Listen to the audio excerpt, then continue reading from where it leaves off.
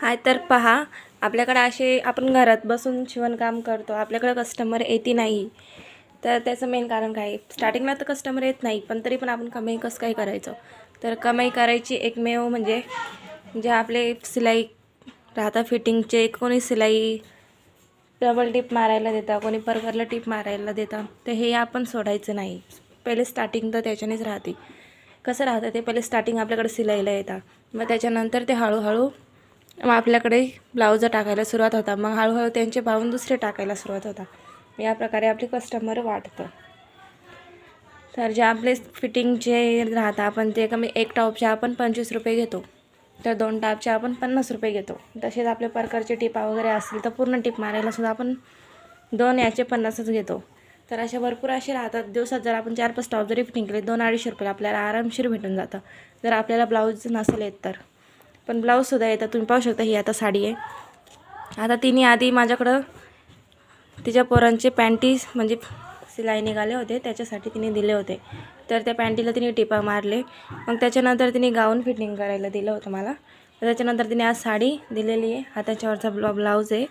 याला साडीला pico fall पण करायचं आहे आणि ब्लाऊज पण शिवायचं आहे. माझ्याकडे आता सध्या 150 रुपये सिलाई आहे आणि 50 रुपये पिको फॉलची. माझे झाले आता 200 रुपये याचे. हे असं थोडं थोडं कस्टमर आपल्याकडे वाढत जातं. तर त्यासाठी आपण जे छोट्या छोट्या गोष्टी राहतात त्याच्याकडे आधी डायरेक्ट मोठं आपल्याला भेटत नाही. स्टार्टिंगला आपण छोट्या छोट्या गोष्टींमधूनच पुढं जाऊ शकतो. तर त्यासाठी जे छोट्या छोट्या गोष्टी राहतात ते आपल्याला सोडायचं नाही आहे. जसं की फिटिंगचे राहू द्या, काही कस्टमर कोणत्याही पद्धतीची सिलाई असू द्या, जे आपल्या दारापर्यंत आली तिला नाही म्हणायचं नाही आपण. तर अशा प्रकारे ही साडी तिच्या 2,000ची घेतली आहे, पण तिने माझ्याकडे पूर्ण भरोशाने दिली आहे. कारण की मी तिचा भरोसा आधी जिंकलेला आहे. तर माणसाचा भरोसा जिंकायचा, मगच आपल्याकडे कस्टमर येतात. तर ही पद्धत आहे आपली.